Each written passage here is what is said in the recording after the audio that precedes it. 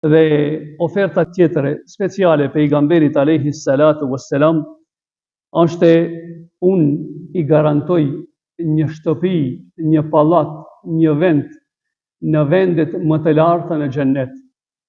Atij njeriu i cili e ka sjelljen e mirë dhe moralin e lartë.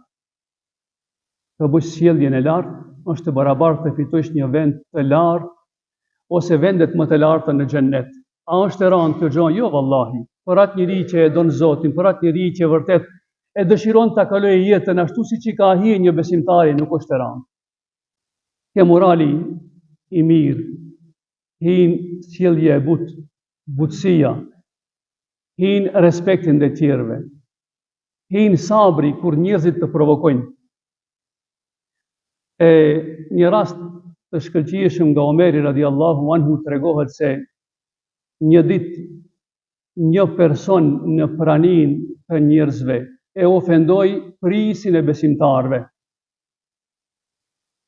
Omeri radiallahu anhu tha kështu: a shumë njerëz dëshironin që ta japin një qitek, ta nxjerrin jashtë këtij kuvendi, por Omeri radiallahu anhu tha: linja njeriu. Dhe u drejtua njerëzve: o njerëz, nëse fjalët e këtij njeriu për mua janë të vërteta, atëherë Zoti më fal mua. E nëse nuk janë të vërteta, atëherë Zoti e fal këtë njeri.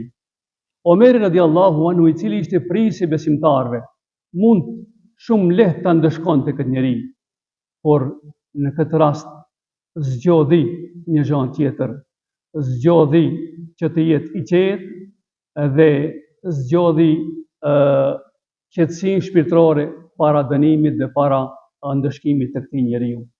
Nga se kishte parasysh fjalën e Allahu xhaleshanuhu: inneke la'ala khuluqin adhim, me të vërtet ti o Muhammed je në gradat më të larta të moralit. Omeri radiallahu anhu e kishte shoqëruar pejgamberin alayhi salatu wassalam për disa vite dhe dëshironte që vërtet këtë moral të pejgamberit alayhi salatu wassalam ta kishte dhe ai në jetën e tij të përditshme. Rast edhe më i shkëlqyeshëm se sa rasti i parë është rasti i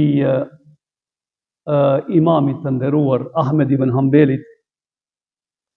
Ju e keni dëgjuar se ky dietar u provokua për një çështje shumë të rëndësishme, edhe ky qëndroi stoik në mendimet e tija dhe një kohë të gjatë e dënuan dhe e burgosën këtë